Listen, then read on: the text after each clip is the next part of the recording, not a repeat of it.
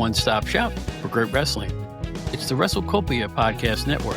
Ray Russell brings a host of great shows right to your device. There's the Wrestling Memory Grenade, Regional Wrestling, the Wrestling Stoop with Bob Roop, the Amazing Puro Academy Show, Retro Wrestling Review with Gene Jackson, Dave Dynasty's long-running hit, Wrestling Nostalgia, Monday Warfare, Raw vs. Nitro, the hilarious Other Ship podcast, and a whole lot more. Great shows and great guests, but where do you find all this stuff? Really simple. Try logging on to WrestleCopia.com. As I like to say, it's your one-stop shop for great wrestling memories.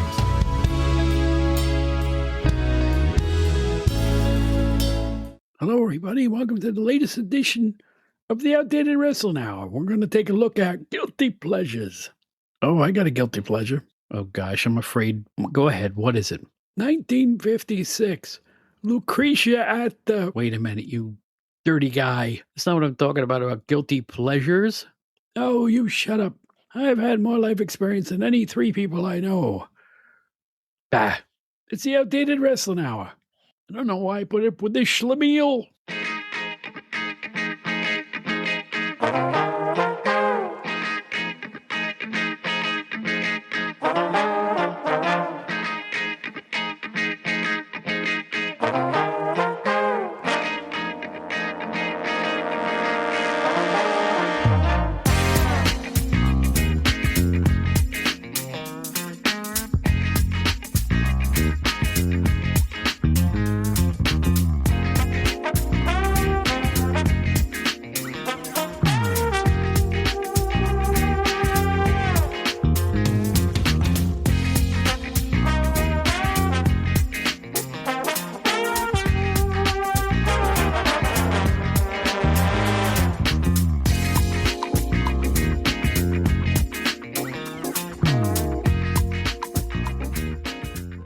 Hello, everybody, and welcome back to the Outdated Wrestling Hour. My name is Bob Smith. You might remember me from the old days when I was with Pro Wrestling Illustrated magazine.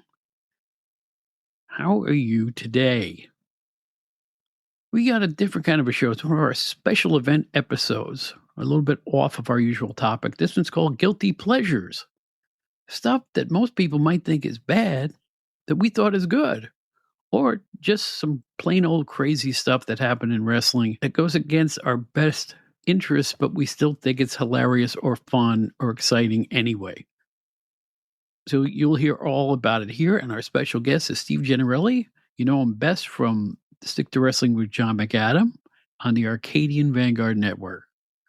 Great to have Steve back on the show. We don't have Joe Puccio this time out, but rest assured, I want to put an end to the rumors.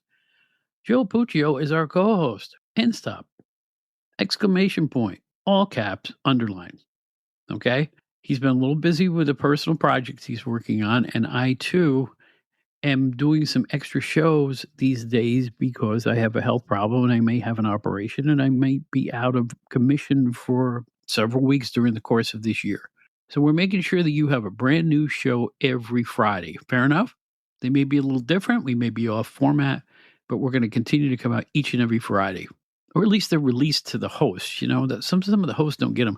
I noticed that the Deezer app has our show, but they don't necessarily have it on Friday. Sometimes it comes there on Saturday. These things happen. It's up to the individual apps out there to place the shows when they feel like it. So in any event, guilty pleasures, huh? What could those be? Well, we'll put it this way. Get yourself a drink right now. Speaking of guilty pleasures, how about a Crystal Pepsi? How about one of those yummy new Cokes? Somebody must have liked those things, right? Give us a couple of seconds. We'll be right back after this exciting interlude.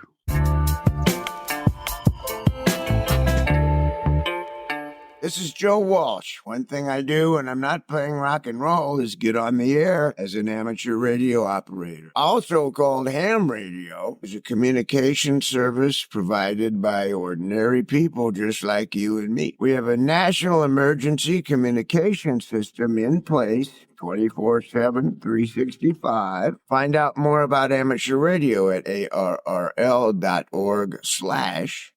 is ham radio? See you on the air.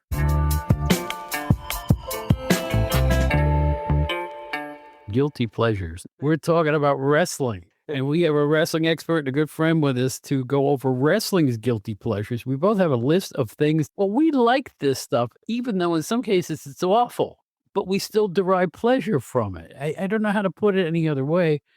And I needed another maven as well as myself to go over this type of thing. So here's Steve Gennarelli from the Stick to Wrestling podcast with John McAdam on the Arcadian Vanguard Network. Good to see you, Steve. Thank you, Bob. That's a great intro. Yeah, guilty pleasures. When my wife and I met and we were, dating and all that fun stuff, we were actually burning CDs at the time back then, 20 years ago.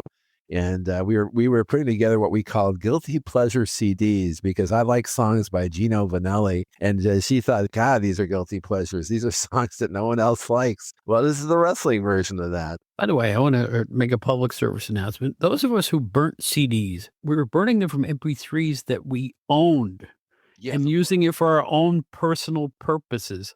Yes. I find nothing wrong with that. It's those who will take it and sell it or give it to their friends that was the problem. Yeah. And I still have those CDs that we made together, and she always likes to tease me to this day that I don't put them back in their cases. They get scratched. You should put them back in their cases. Steve, I'm actually quite ashamed of you as I sit here talking. No, I'm kidding.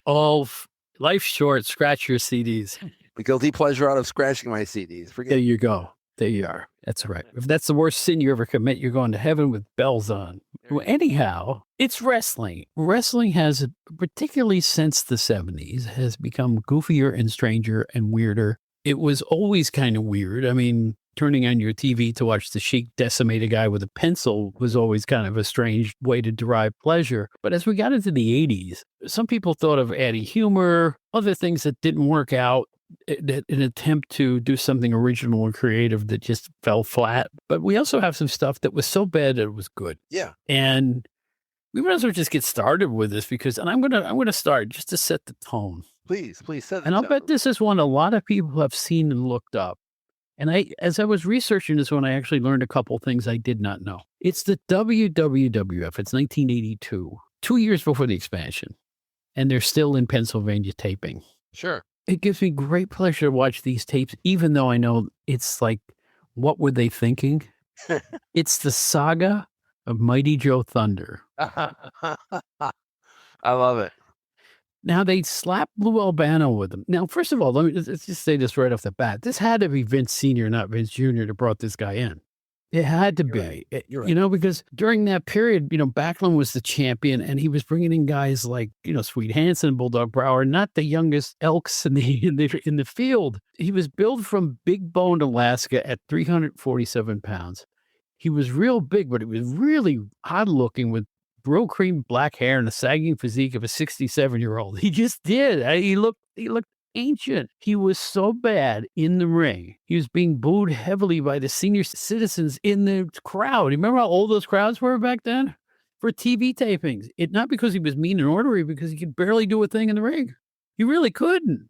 He was like, actually, I have a bone of contention with you on that. All right, go ahead. And the reason I do is because that was how great those crowds were in Allentown and Hamburg. That goes to how wonderful those crowds were because he was out there and like you said, he was moving around very awkwardly and his moves were awkward and he was, really tall and older. Well, he moved kind of like a cross between the Frankenstein monster and your grandfather. Well, like he was doing this menacing thing with his hands, like the two hands up, like yeah, pretty much like that. Yeah, like almost like a Frankenstein monster. But to me, from watching these clips, and sometimes they're on YouTube, sometimes they're not. I thought that the fans were very patient with him. They were very kind to him. I mean, if this was a crowd today, they would have been like booing him out of the building like within 4 seconds, but not like back then. I thought they were very patient and very accepting of him. I don't know. I heard booing going on. And here's the amazing thing. He retired. He only did 6 of these matches for TV and he retired undefeated. He beat up 6 jobbers. But no, I heard booing on the tape that I just watched. And by the way, he is on YouTube. You can find Mighty Joe Thunder on YouTube quite easily. So anyway, his first appearance versus Steve King. And 5 more before they scrapped the idea. But this guy was actually an old pro who debuted way back in 1957. He was Bob Stanley, the real life brother of Gene and Steve Stanley, who were wrestling stars in decades way past. Way back in '64, now dig this, he got a title shot against Bruno Sammartino as the Golden Terror. Wow. I think in recent years, there's been a lot of speculation amongst hardcore fans. What was the ultimate purpose of him being there? And there's been some talk that the big angle they ended up doing with Snuka and Ray Stevens, that maybe that he originally, Joe, was going to be put into this angle, and it was going to be an idea where Albano was going to go with Mighty Joe as his number one guy over Snuka, and then they would have had a feud. Would have been a 2-minute match. Well, the reason I love this whole thing much, because it was the waning years of Vince Sr., like I said, and he had this habit of bringing in, well, either past their prime or getting out their stars to take on Backlund. Now, Vince Sr. brought in guys like Bulldog Brower, Sweet Hansen, Jerry Valiant, The Hangman, Rene Goulet, Baron Von Raschke, Butcher Vachon, Stan Stasiak, Luke Graham, Victor Rivera. None of these guys were young and spry, and they were all punchers, kickers, and gougers, other than maybe Goulet. I don't know what to say other than I could see why Vince wanted to buy the company. To Bob's point about being guilty pleasures, I like this guy so much on my wrestling game for the PS2, Showdown Legends of Wrestling. I made a Mighty Joe Thunder so I could play him in the game. Oh my gosh! Yeah, well, take a picture and send it to you, Bob. Now, I don't want to sound like I'm not enjoying Mighty Joe Thunder. I go back to these matches all the time and look at them just to make myself feel better and get a feel for those old school mistakes. And I just love it. There's one taping where Pat Patterson, and you can hear Patterson laughing at the guy. You literally hear, holding back all kinds of guffaws at watching this. So you got to go get some Mighty Joe Thunder on YouTube, guys. It's worth the price of admission, and it's really amazing awfulness. It's so bad, it's really great. I couldn't agree more. And the hell with Pat Patterson. What a wrestling snob. I mean, this is a guy that was bad-mouthing Mongolian Stomper on one of those legend shows with Bret Hart, and shame on him for being that way. I have no clue about that. I never watched those things. I never had the network either, to be honest. But they're on YouTube. You should revisit them. Really? Yeah. That I would do. Absolutely. Okay. By the way, have you seen The Vault? Yes. It's great. I love it. Yeah, you can't criticize it. And there's more stuff being seemingly added every day. I think they're doing a fantastic job. It's available free on YouTube, WWE Vault. The best way to do it is go to the lead page and scroll down. You'll see all the different sections and all the new stuff and all the stuff that's been there for a while. Heck of a job. I haven't found any 70s stuff yet, but it starts in the 80s, and the 80s stuff is great. So, Steve, please, your first guilty pleasure, you nasty guy. Well, I'm surprised and shocked that you jumped from the 70s to the 80s without even any mention of the 70s. And I have 2 or 3 70s things for you here. So the very first WWF wrestling I ever saw, it was Vince McMahon announcing alongside wrestling legend and potential CIA operative, Antonio Argentina Rocca. Oh, yeah. And a lot of the fans that can remember him, and the younger fans who've gone back and watched him on YouTube, they've said like, "Oh God, that guy that announced with Vince was just terrible. He was horrible." But you know what? He's a guilty pleasure for me, because every week he'd pretty much say the same exact thing, like, "Well, Vince, I'm going to take my shoes off and I'm going to really enjoy this match."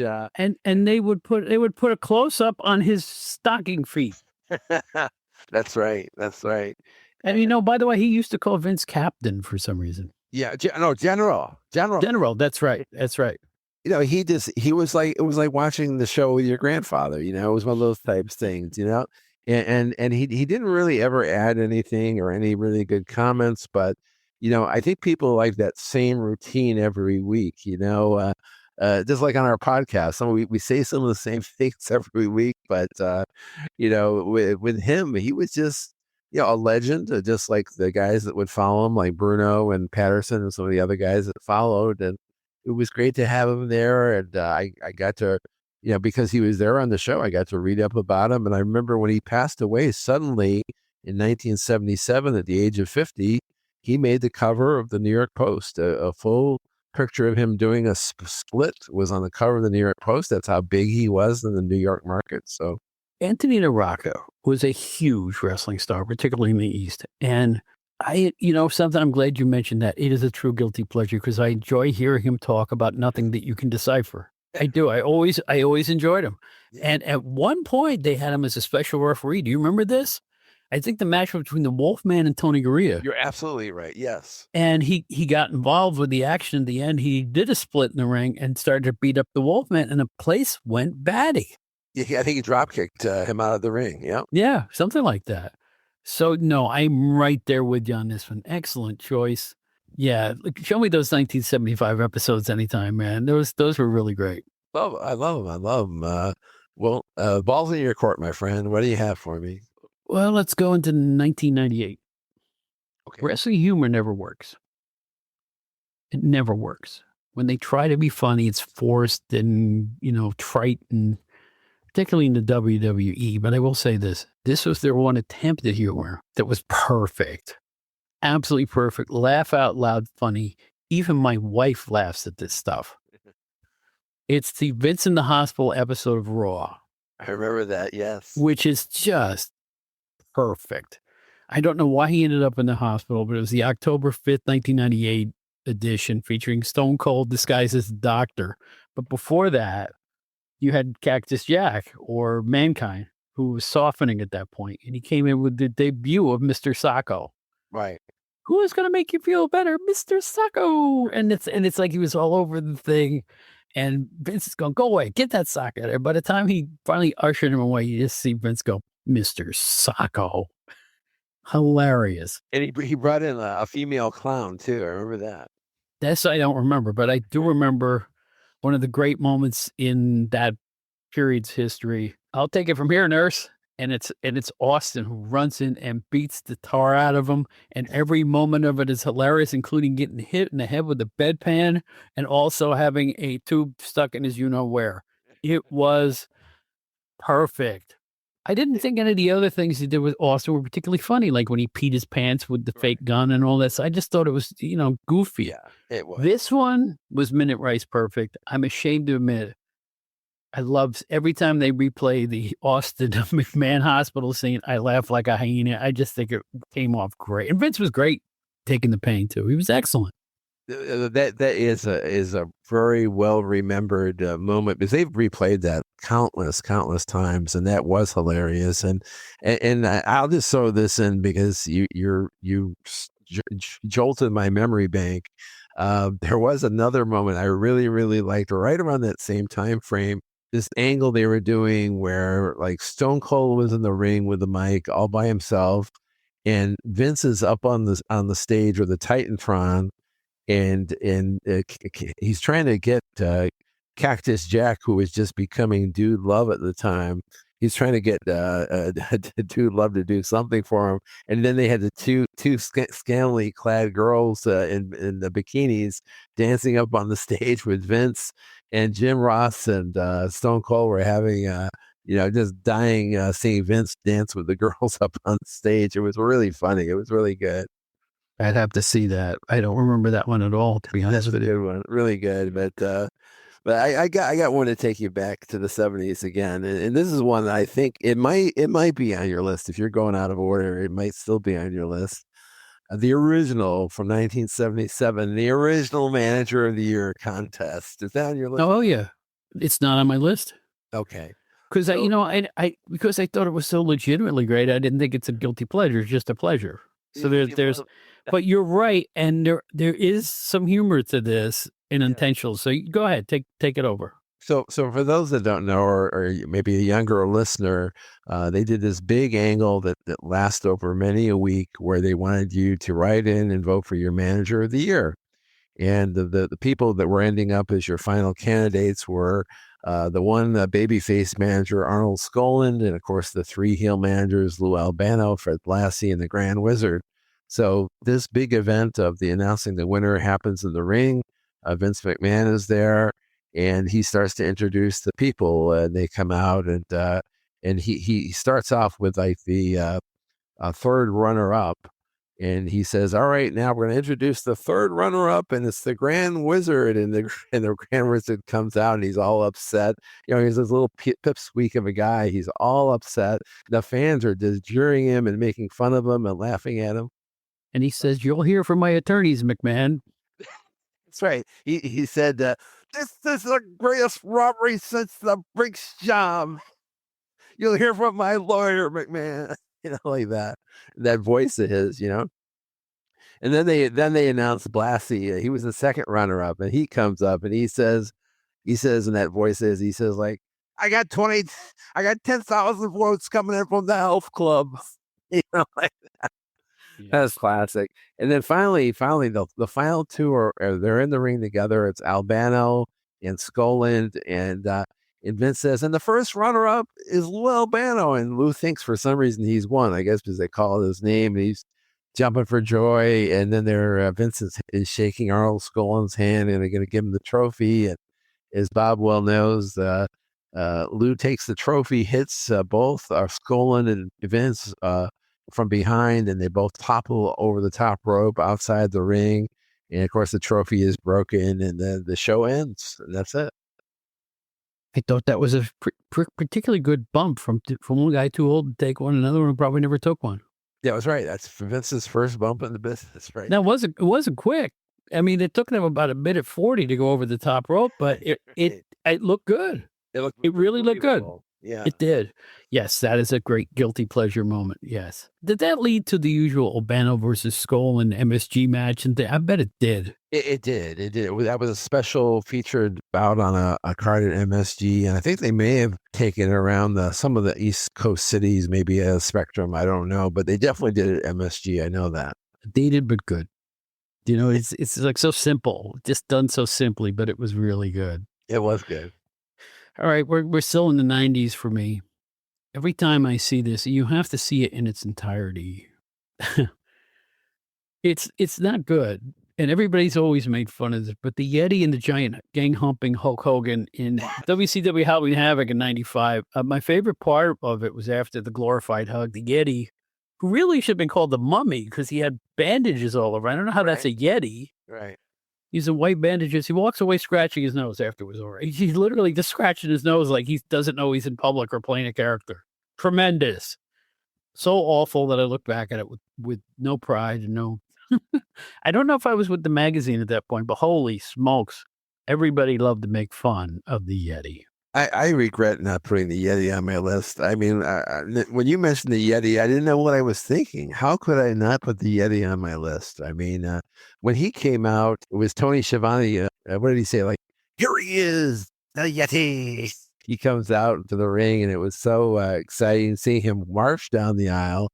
And then, like you said, he gives Hogan the reverse bear hug there, or the atomic noogie, or whatever he gave him, and it was really disappointing.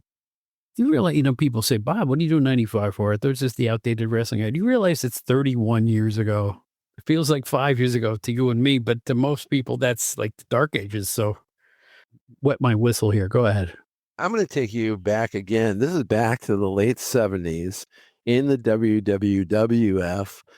They had just done a big TV angle where Peter Maivia had turned on Bob Backlund. Maivia beat up on Backlund, then he beat up on Skoland in that same angle. So just as fate would have it, maybe a week or two later at MSG, there was a tag team bout where the champions, the Yukon Lumberjacks, were going to face the team of Chief Jay Strongbow and Peter Maivia.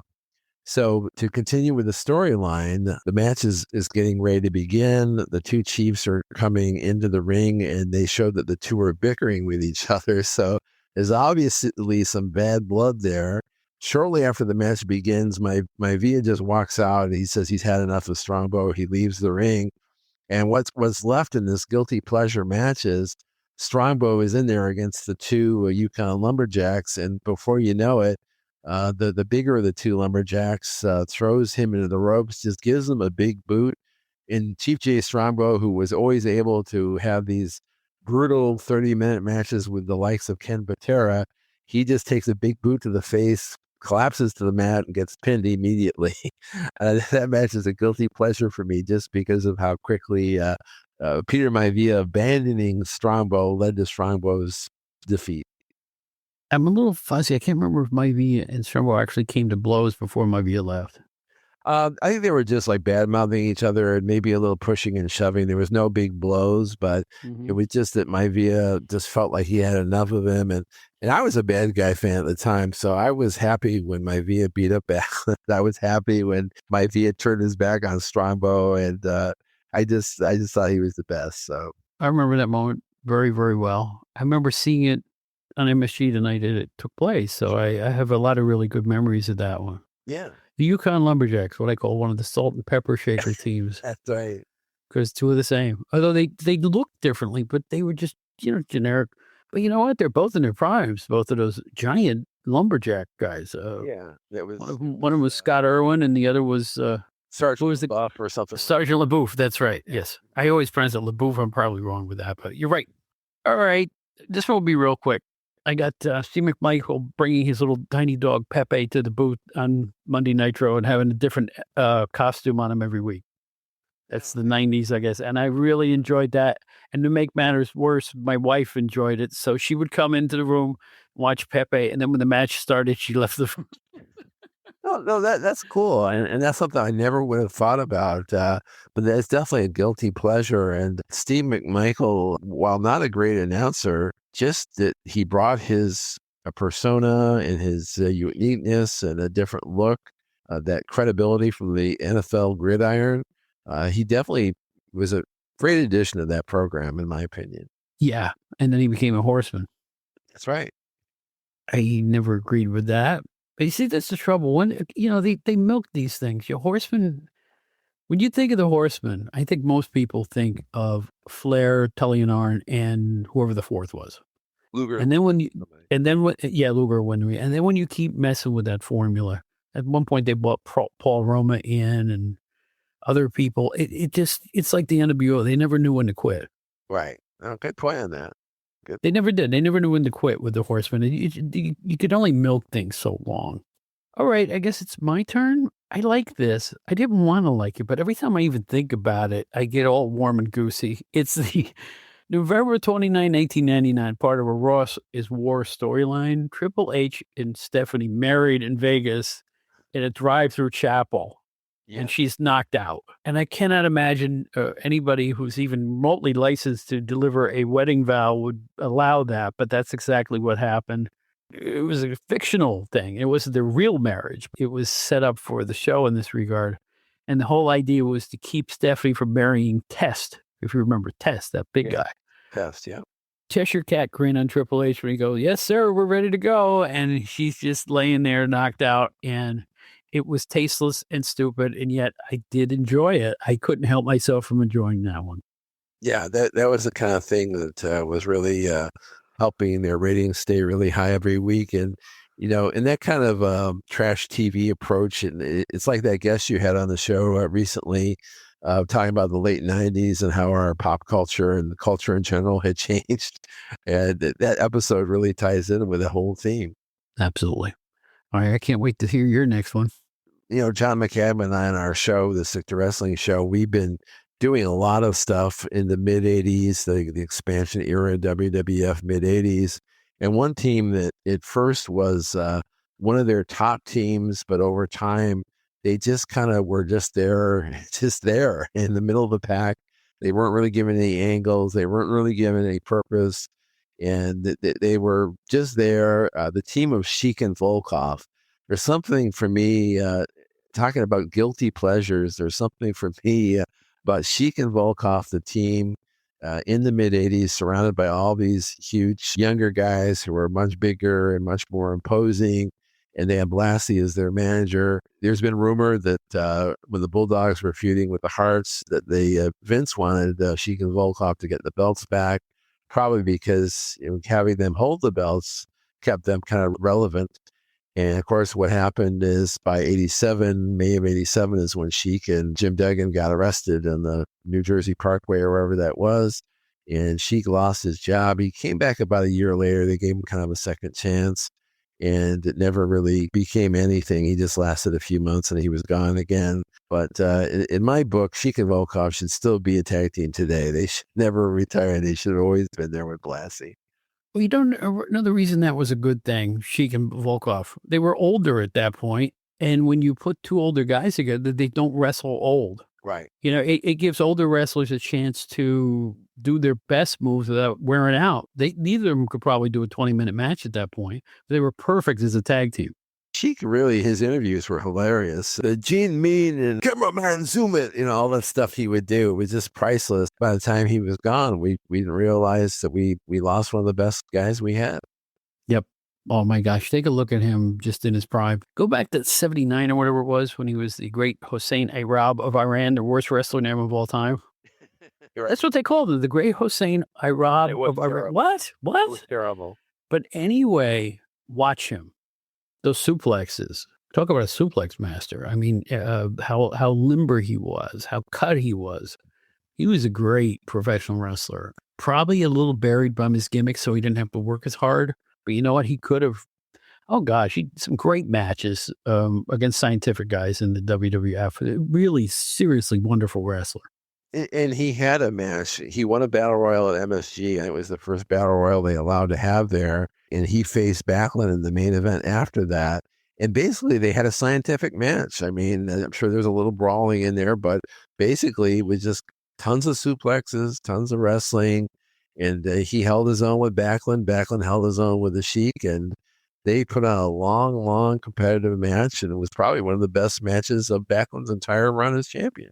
Is that the battle royal where the Sheik busted open Monsoon with his footwear? So. He really, really busted him open. I mean, it was really a really big cut. I was shocked to see how much blood that Monsoon shed in that match. All right, so you're going from 79. I'm going to 2019. And this isn't that long ago, but I'm doing it anyway because I'm mad at wrestling fans because wrestling fans just don't get it these days. They don't understand nothing. You know what I'm sick of? I'm sick of the word botch. There's no such thing as a botch. This isn't ballet. It isn't a dance recital. It's a physical thing. You ever take a swing and miss at somebody, Steve, and miss? Yeah. Okay, then I don't want to talk to you. What a violent guy you are. Jeez. No, seriously, have you ever tried to kick or something and you missed a soccer ball or something like that? These things happen. Yes. It's athletics. It's part of athleticism. And this is why, and you can all just make fun of me until the cows come home. One of my favorite matches is Goldberg versus The Undertaker in that so-called botch fest. You know what it looked like? It looked real. That's what it looked like. There are many times when you go to pick something up, you don't pick it up right. Well, these guys, first of all, Goldberg concussed himself before he even got to the ring by bashing his head into the door like he used to do, whatever the heck that thing was. And secondly, there were a lot of failed moves. But people fail. A guy bowled 100 on the PBA bowling one time. People fail. Things don't go as according to Hoyle. Shortstops make errors in the World Series. It does. This is supposed to be athletics, not a ballet. I love watching that match. I love watching it back again in recent times. I don't care what anybody says. It's a guilty pleasure of mine. You all can hate it, but I love it. Wow. Good call on that. That's one I never thought you would have come up with. Well, it's just, I get tired of, it's a botch fest. It's one of the most humiliating. No, it's not. No, it isn't. And if the wrestlers feel that way, they shouldn't. Things happen. It's not nearly as horrifying as the thing that just happened in OVW, right? The referee getting literally knocked out and they're kicking him out of the way while the match continued. Are you kidding me? We're not going to talk about that, but at the same time, that is something to get upset about. Yeah. 2 attempts at a pin in a title match or whatever it was. I don't even know if it was a title match. 2 attempts at a pin. Who cares? They finished the match out like the pros they were. I rest my case about Goldberg and The Undertaker. I love watching that match. I do. I just love it. Well, I'm going to give you a completely different kind of a guilty pleasure. Back in the day, especially in the 80s, we all had our favorite wrestling TV programs. And most of the people probably remember the names of their favorite shows from back in that era. The WWF, their main show was the Superstars of Wrestling, and they had a B show called Wrestling Challenge. Well, they even had a C show because their network of shows was so popular. They had a show called Wrestling Spotlight, which is a guilty pleasure for me because it ran late at night in the New York market. It ran on WOR in 1986. And it was a show where Vince McMahon and Laura Alfred Hayes would be in her little room where Gene Okerlund would sit for All American, the little control room. And they would basically just show reruns of matches from the different syndicated shows, and they were recapping what had happened that week. It was really a show where nothing vital ever happened. It was all just recap. There was nothing new, no angles. I mean, I know later in the run when they were running it on MSG Network, and it was probably really hardly anybody was watching it. They had Sean Mooney, their guy who would give me the event center. Sean Mooney would host it sometimes with Sherry Martel, and sometimes Sean Mooney would be introduced as Ian Mooney, his Sean's twin brother. And I guess they were trying to liven up the show a little bit, but I like the original incarnation with Vince and Laura Alfred Hayes. I just liked how it was just nice to kind of wrap up your day with a wrestling show. It was Saturday night at close to midnight, like the old show. Our original wrestling show was always Saturday night at midnight. And it was just a nice capper for that wrestling day, because you probably watched a lot of wrestling on TBS and some other syndicated wrestling during the day as well. Interesting pick.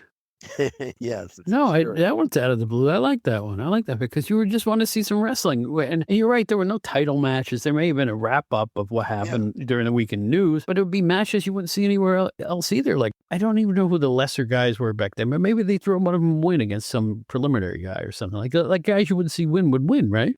One match I do remember, and this is a good example of what you're trying to say, is the match. They had a match with Uncle Elmer and I think Hillbilly Jim against the champions at the time were Beefcake and Valentine. And it was just a match where they were wrestling at MSG.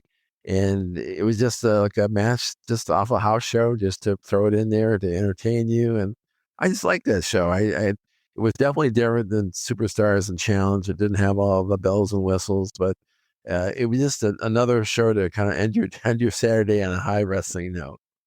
I was in upstate New York at the time, and I remember there was a new TV station that was coming into Kingston, New York. Okay. They didn't have a TV station before. Channel 62, as I recall. And I'm talking to the program director. She came to our offices that we were doing an article because they were going to cover our area for news. And yeah, they bought that show. They put that show on. Really? They couldn't get the others because the others had like exclusivity, but they were able to get that show on their network. Oh, so cool. That was kind of cool. All right, here's one. You know how much I hated Glow. Right, me too. I think it was damaged in wrestling. I had no use for it. But Lisa Moretti as Tina Ferrari, I don't know. I crushed. I just thought she was athletic and unlike everybody else there. And if you look at the Glow roster, I was right, because she's one of the few of them that get out of that and go into actual, pro wrestling leagues like the LPWA and later the WWE. I just thought she was spectacular. Yeah. And she just stood out from the crowd. It's like one time when I went to a Class A baseball game, for some reason there was a Toronto Blue Jays single A team playing at St. John's College for one season. Okay. I forget what they were called. Queens Kings or something silly. I just remember Alex Rios, who turned out to be an all-star outfielder after a while. I picked him out for a crowd. I said, he's the only one making the majors. You know what? He was the only one making the majors. I'm not that bright. I mean, he really stood above everyone else. Well, when I watched Glow, I said, she's going places. And I can tell you this much. I don't know if it affected it at all, but I got a call from Ken Resnick at the office. Ken and I never met, but we did talk on the phone several times. He was part of the new LPWA at the time. We're looking at this girl, Lisa Moretti, who used to be, whatever. What do you think? Should we give her a shot? I said, hire her. She said, really? I said, yeah, she's got everything she needs. You won't regret it. Just hire her. So if that affected his choice, I'm proud of that. She'll never know it, but I helped her move up a slot because I looked at the show when it came on. Remember Cornette and Joe Pedicino used to host that? Right. You saw it, right, back in the day? Yeah, Torberg's LPWA. Yeah. And there she was. I was like, wow, she made it. And I thought that was a big deal because that was the first serious women's wrestling with serious women wrestlers, and I thought it was great. And when she made it to WWF, she was involved in lots of angles. She was at that Right to Censor group with Val Venus. Remember that? That was one of her top spots. But I mean, she was there a long, long time, and she really stood out. If she's not in the Hall of Fame, she should be in the Hall of Fame. No, she's in the Hall of Fame. Good. That's good. Yeah, I remember the induction. Yeah. All right, how about one for you, sir? Again, this is guilty pleasures. These are things that maybe we enjoy that maybe the most of the people listening maybe don't. at a time when the WWF was getting more goofy and a lot of the wrestlers were having the word "the" in front of their name, like the Matador or the this, the that. One of those goofy characters that they created actually was somewhat effective. And the one I'm talking about is Matt Bourne as Doink the Clown. When he came out as a clown, people were kind of, cringing and upset and didn't really like the idea, but he really brought a lot of creativity to it, made the character unique and kind of dark, and just a really revolutionary take on it. Years later, you had guys like Steve Kern and Ray Apollo played Doink after Matt Bourne left the promotion, but he had really brought a lot to that role, and I just wanted to say that. Okay. I don't know if I agree, but I was not a Doink fan. Even when he went face or whoever was behind, I just didn't like the concept of it. The one thing I did like that I thought was creative was the music. Yeah, it sounded. It went dark. It went dark like immediately. I thought that was clever. I really did. That's a big part why I liked him. That just that music is right there. I mean, did he ever get a title shot against anybody? I'm sure he did, but maybe for the IC belt, not for the world title. Yeah, I don't. If he did, I don't recall it. All right, well, I'll stay with some women. God rest her soul, Daphne in WCW. Hilarious. Right. Funny, original, great as a crazed and totally original character. Hit the scene as the wrestling girlfriend of David Flair, if I remember this correctly. There you go. But David Flair was like, forget that. She kind of carried that act. She was the unofficial manager of Crowbar and David Flair. That's right. And the best shrieker in the business. Mm-hmm. She let loose with these shrieks when she was wrestling or fighting somebody. Totally original, good addition to any roster. Particularly, she went to TNA and did a great job there later on. She died in 2021. Really tragic. I know it hit Mick Foley really hard, who got to know her very, very well. But I thought as a performer, made you look, made you watch. I remember my wife walking in the room. They were doing this angle with her and David Flair, and they're in somebody else's house or something. Okay. And Daphne's jumping up down on a bed doing splits and go whoop, whoop, whoop. And my wife going, who is she? She's really funny. So if you can get my wife to like it, you're doing a hell of a job. So right. I just, and Daphne, from what I understand, was a really cool person when it came just to being a person. And I'm really sorry that things worked out the way they did. But she had her moments, and I'm giving her props right here. I think she definitely deserves it. She was a character in wrestling that didn't really resonate with me, but one thing that did resonate with me with her was so much that she put into that character. You could tell it was really important to her to get it over and to make it work, and you could tell it wasn't just like somebody just half-assing it or just going through the motions. She was really, really trying really hard. I also forgot she had a lengthy stint in ECW too, come to think of it. Okay. Mm-hmm. So real talent there. How about you? How about another guilty pleasure? This one is going to be, again, another kind of obscure, something you never would have imagined me guessing or saying in a million years. In the mid to late 90s, again, as you're getting into the, say, 96, 97 era, and this is in kind of a part where WWF was down and they were trying to get back to their, high graces where they were the number one promotion. But this is that part where they were hungry and trying to dig their way out of the hole. On Saturday morning, they had what I felt at the time was the most unique wrestling show on the air. It was something called WWF Livewire. Bob, do you remember Livewire at all? Never watched it once. But if you didn't watch it, this is essentially what it was. They had, for the most part, the host was Doc Hendricks and Sonny were the host. I think Todd Pettengill was host sometimes too. But they'd have Vince McMahon, they'd have Vince Russo there, and they would take live calls from fans. And yeah, sometimes the callers were like plants.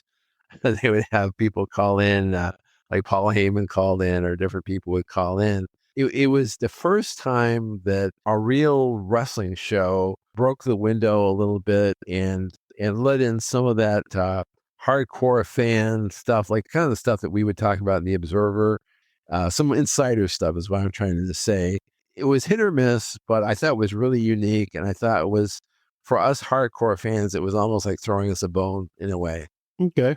See, I'm the worst guy to make an opinion on that because here's the thing. I'm the worst when it comes to all sports, when it comes to pre-game shows, post-game shows, Right. talk shows I never watch them. Like if there's a Met game on, I watch it from the beginning of the game. I don't watch the pre-game. I don't watch the post-game. I was there. I watched it. When the game was over, I just kind of shut it off. I just wasn't a pre or post-game person. But I like to read newspaper accounts the next day. I'm weird that way. I'm just strange that way. I'm odd, I'm odd.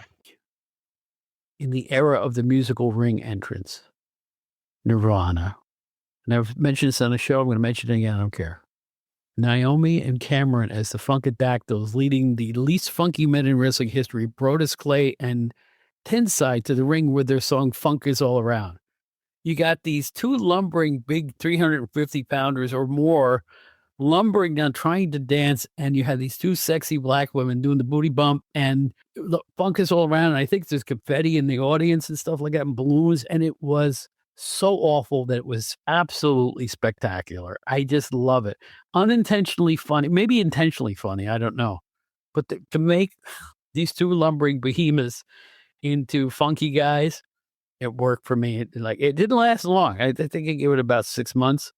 I really enjoyed it. I think they turned, Tyrus, he was later known as, I think they turned him heel after a while, and that was the end of it. But I enjoyed it immensely. And people forget that Naomi was a Funkadactyl. This is one time where we are completely in sync, because I've been telling people, and not many people want to hear this, but I've been telling them for the longest time that thing with Brodus Clay coming out to that music was probably the best ring entrance of anyone in the past 20, 25 years. Thank you. It was hilarious. I mean, like you say, whether it was intentional or whatever the intent was, to me, it worked. It was spectacular.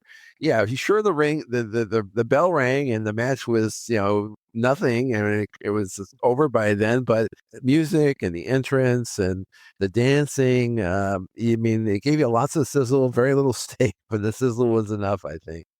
Yeah, absolutely it was. It was just so beautifully absurd. I'll have you know that I have somewhere an MP3 version of that song. Funk Is All Around. Share it with me, please. Oh, I can't. I can't sell music to other people. No, seriously. We invested in. My wife liked the song so much, I bought the song, and she loved this entrance. Yeah, she thought it was spectacular. She would come in, watch the entrance, and go back and watch, Law and Order. I thought the Dude Love entrance was also a really the one where he was dancing down the aisle with all the girls. Yeah, it was great. Sometimes wrestling humor works, sometimes it doesn't. These were both subtle humors. It's not, ha, ha, ha, we're going to spray this guy with milk or something. It just worked. All right, give me another one, and then I'm going to close things out, and I'm going to do short shrift on all the others I have, because I got about 50 more, but they can be handled really, really quickly. Well, this is going to be my final entry, and this is going to be a little bit of a bigger one, and I think you'll probably want to chime in on this one too, and I definitely want to get your feedback on this one. One thing I hear a lot about on these various web pages and things I come upon about wrestling, old school wrestling, especially when they're talking about the 90s or especially the early 2000s, the one thing you hear constantly, and you've heard it for the last 30 years, is, oh boy, did the WWF screw up that invasion angle. You hear that constantly. I mean, to this day, you hear about that.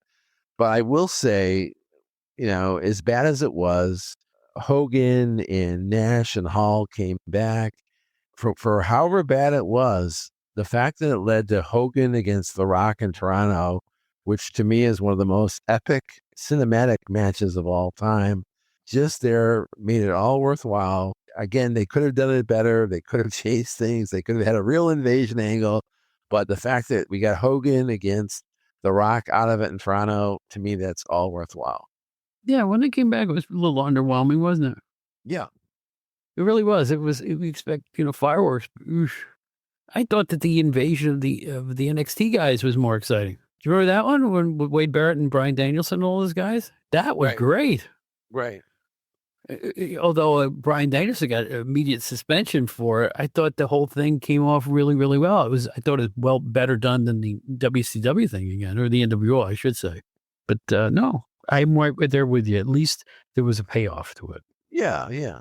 All right, so if that was your last one, I have here a bunch of one-liners. I'll call these one-liners of stuff that I enjoyed over the years. And now we're going to go back to the 70s, so I don't want to let you down. How about Don Kemp just joining the Fabulous Kangaroos with Al Costello? He's about as Australian as a ham sandwich, right? But I liked it. I enjoyed it. I also enjoyed in ECW, Salvatore Bellomo, who was, thank you very much. Hello, everybody. Became Wild Sal Bellomo, complete with Roman garb and utterly incomprehensible interviews and promos. You couldn't figure out what he was talking about. And he came to the ring by Born to Be Wild by Steppenwolf. None of it made any sense. I enjoyed it immensely. Right? Totally changed the guy completely. He had gained weight and stuff like that, but he was over. And that what did he have on? A Centurion helmet or something? It was just crazy. It was amazing. Now let's go to Don Fargo as one of the Legionnaires with Sergeant Jacques Goulet, huh? Yes. Why would you join the French Foreign Legion, Don Fargo? But there he was. He was bringing Legionnaire's disease to America in the late 70s. Oh, I wish I had a rim shot machine. Oh, man, it's perfect. Oh, look what I have here. And we already talked about it. No, this is the other guy. Vittorio Argentina Apollo's incomprehensible broken English interviews. Okay. Back in the IWA. This is what we do. We want wind. It brings you good. It brings you pleasure. Gives you good things in life. Try to figure out what he was saying in any of his promos.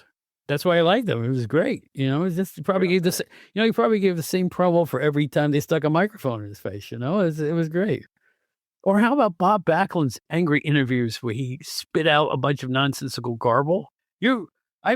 I'm going to give you just what you're going to need, and you're going to find out.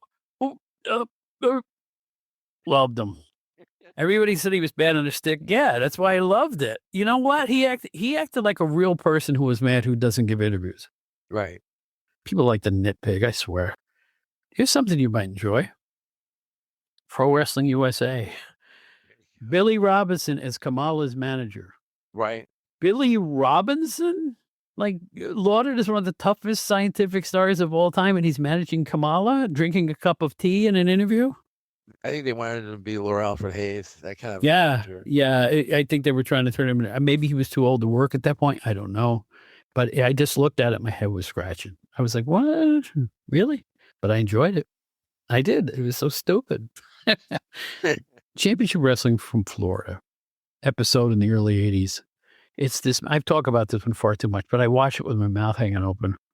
The 6-man match with the Kevin Sullivan's Army of Darkness, where he teamed with Mark Loon and Maka Singh, right? Against 3 jobbers. But here's what made it amazing television. The commentary team was Coach John Heath and Buddy Colt. Right. The 2 driest guys in the history of wrestling commentary. And they're trying to call this thing like a match, and they're hitting these guys with like pieces of the ring steps, and you got Luna Vachon rolling around on the floor. And this is all illegal, John.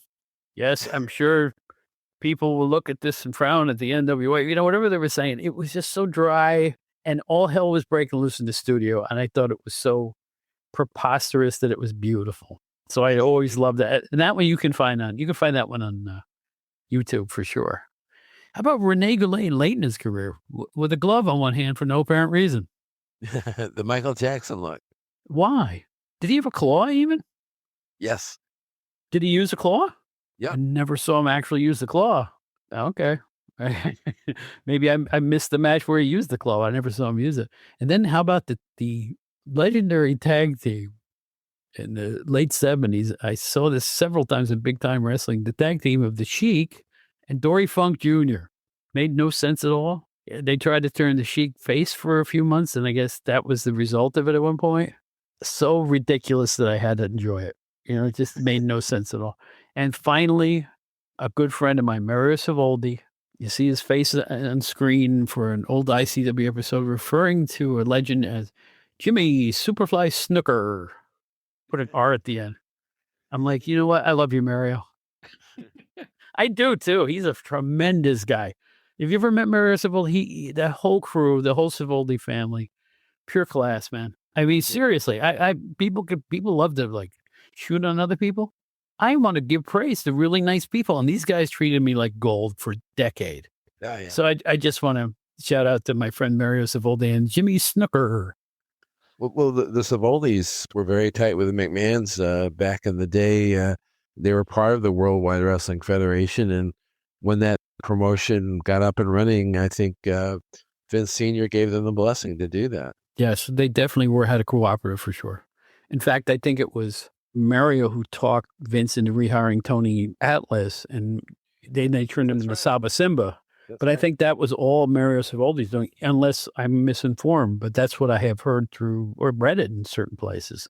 Right. So they were close enough to do talent, things. When I was working with IWCCW for the brief period I did, I remember Greg Valentine showed up for a while. I don't know if he was off contract or not, but I was shocked. Right. And they had matches with him against Tony Atlas. So I miss the old days. I know you miss the old days. That's why it's fun to look back like this at things that were so preposterous that they were awesome. I don't know how else to put it. That's the whole idea. Guilty pleasures. No, you came up with the idea of the show, and I really like the idea of guilty pleasures. I mean, we came up with a good bunch today. We could probably do this again in another year or so with other ideas that we haven't even thought of, but lots of good ones we touched upon today. We did, and some of them were kind of obscure, but some of them most of the stuff you can go find on YouTube or on WWE Vault or things like that, or Murray Savoldi's tape library, which is a streaming network. Dig around for old stuff. You'd be surprised what you can find. And you may even see some tremendously good stuff right attached to it during a certain show. So last night I was watching old wrestling because it calms me down. I still love looking at the old fashioned ring announcer with ding, ding, ding, let's go. Right. It kind of makes me happy. It makes me wish those times were still going on, to be honest with you. I mean, when you came up with this idea of this show, Guilty Pleasures, I mean, I went back to my earliest days of the 70s, the first shows I could think about. And I mean, you came up with ideas like when you came up with Mighty Joe Thunder Theater. I mean, that's the one that really took me back. And there's just so many others that we haven't even talked about today. We could probably do a show like this again. I'm so happy to be as old as I am sometimes, although not on long car trips. But I am happy to be as old as I am because I remember turning on early 70s WWF and seeing guys like Tinker Todd and Spaceman Frank Hickey and Hans Schmidt. And they were near the end of their careers and they would just kind of show up to a job and go away. Right. Guys like Hans Schroeder and a lot of people who had success in other areas of the country. Tank Patton was another one who had more success outside the WWF than he did inside of it. Right. But to see guys go from organization to organization as I got older, I always enjoyed that. One guy wouldn't get pushed in one place. Another time he was the champion in another place. I miss that. I miss the variety. I must have a memory that's similar to Mary Lou Henner's. It seems like I can remember every minutia of my life, but there was this one house show I was at in Binghamton. This is the late 70s. This is 1978. And the ring announcer was doing that typical WWF thing where they were going to tell you who was going to wrestle on the next month's card. And he mentions in the ring announcing, coming to Binghamton in 5 weeks is Tank Patton.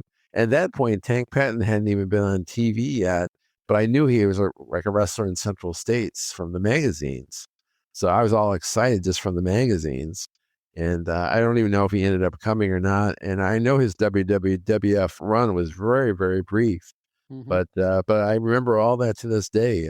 Here I am in my 60s. I can remember that. Yeah, me too. I loved when guys would come in and just something would happen. You wouldn't see him like Ox Baker in the WWF. Yeah. I thought he was going to be big coin immediately. Grand Wizard guy. 2 appearances and out, as far as I know. I mean, I nobody's ever had an explanation for it. I'm sure maybe Ox talked about it at one point or another, but those things always fascinated me. Why did they bring in Flying Fred Curry in like 79 and then he wasn't there just as fast? Yeah. I mean, that 79 was really interesting because they brought in like not only Fred Curry, but 3 other guys that were all scientific younger guys. It was DiBiase, Tito Santana, and Steve Travis. And the 4th one was Fred Curry. And they all had all basically played the same role. Fred Curry did okay, but he was just not a great high flyer, as promises like he would, but he did everything from Team with Andre to just be a lower level good guy like a Dominic DiNucci type. Well, I do know that DiBiase was a North American champion. Was he the first and only? I can't think back any further than that. Yeah. Remember, and that's the belt that eventually became the Intercontinental title, by the way. Right. When they introduced him, they said he's a North American title holder. And then I think there was a deal with Patterson. I don't know what the story was, whether Patterson supposedly beat DiBiase and then he won a tournament in Rio de Janeiro. To me, I mean, that IC belt added a lot more credibility to Pat Patterson as a challenger. I mean, yeah, I knew he was a big deal on the West Coast for the magazines, but here he is holding the IC belt, a brand new title. The idea of a belt for belt match at MSG really resonated with me. To me, that sounded very important, very high profile. I thought Patterson was great in the WWF. I really did. He really had the gift of gab in his colloquialisms and everything like that. He just, the great feuds, the other ones that people don't, they remember all those matches. What were they, 4 matches with Backlund at the Garden? That's right. He had a feud with Angelo Mosca, another one with Ivan Koloff. They were all great. And the Albano feud, too. Yeah, and the one with Sergeant Slaughter. I mean, oh gosh, yeah. And he was great as a heel too. I mean, one of the most beloved baby faces of that era, for a brief time. Well, I guess the reason why we enjoy each other's companies so much is because we love that era of wrestling, and that era is gone, but at least you and I can remember it.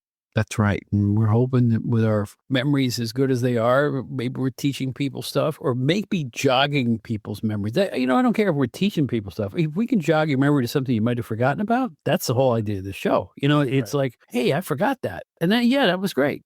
You had 5 seconds of pleasure. That's what we're here for. I mean, you came up with things in the show that I would have put on my list had I remembered them. I mean, the Mighty Joe Thunder is one. And also the Tyrus Brodus Clay is another. I mean, that entrance, funky music entrance was outstanding.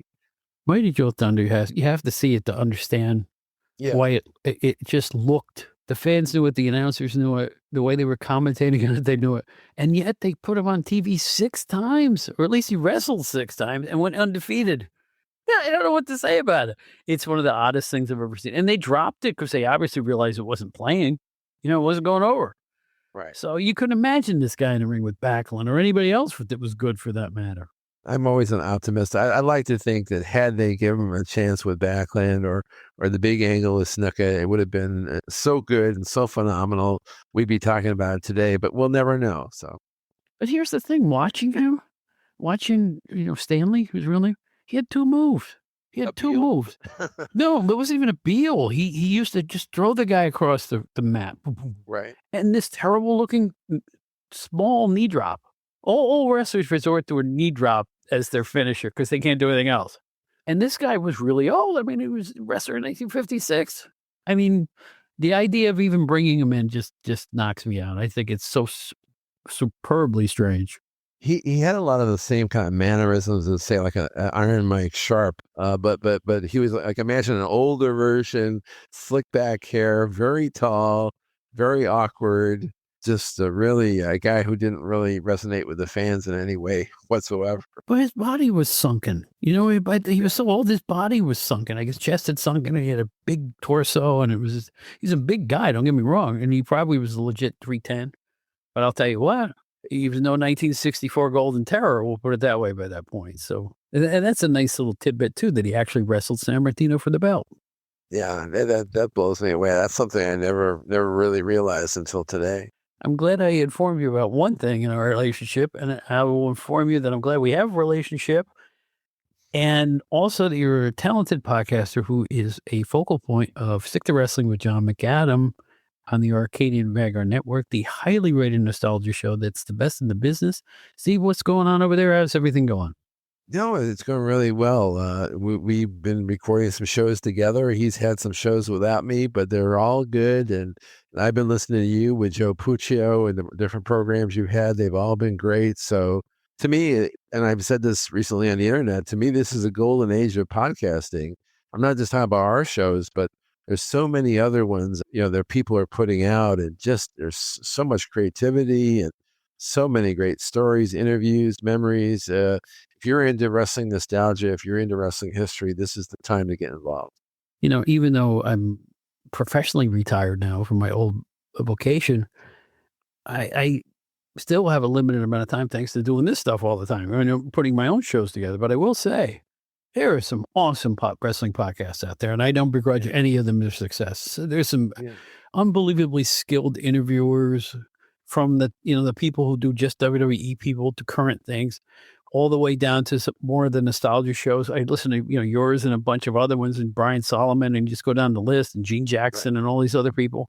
I mean, it takes a lot of time to do it. I listen to them all in chunks, but I do get around to listen to them. And of course, Jim Cornette and Brian Last. Come on. I mean, it's just every week I made time for Jim Cornette and Brian Last. To me, that's still the gold standard. Our mutual friend, Tony Richards, I put him up there too. Brian Solomon, again, another guy I just enjoy so much. I enjoy his program every week. And of course you, Bob. So, well, I appreciate the listenership. I really do. And your friendship. And we will see you again soon. Hopefully we'll go over something else that's got hair on it. How's that sound? Please invite me back, please. Oh, you will be invited back. That's for sure. All Folks, he's your favorite and mine. It's Steve Gennarelli. Thanks for being here again. Thank you, Bob.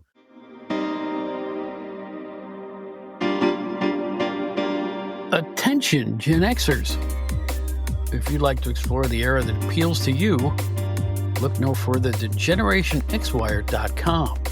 The generation who grew up with elite in entertainment, music, movies, TV, books, pro wrestling, and more finally has a one-stop destination for all their Gen X needs. From Aerosmith to Batman to the Killer Bees to the Twilight Zone, there's something for everybody at GenerationXWire.com. You won't find a more eclectic mix of pop culture content than at the leading website that specializes in the greatest generation, GenerationXWire.com.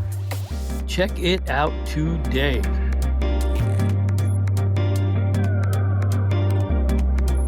That's it for another edition of the Outdated Wrestling Hour podcast. We hope you enjoyed yourselves. Write to us, outdatedwrestling@gmail.com. Our website, outdatedwrestlinghour.buzzsprout.com, where you can find all of our episodes at the press of a button. We will never Patreon you for those.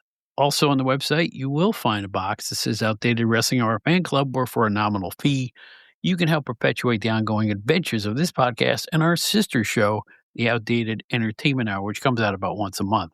All of it on outdatedwrestlinghour.buzzsprout.com. We're available on every podcast app you can think of. Please join us again. Both the Outdated Wrestling Hour and the Outdated Entertainment Hour are shows provided by Bob Smith's podcasts. The Outdated Wrestling Hour is part of the WrestleCopia podcast network. That's it for now. We hope you had a really good time tonight.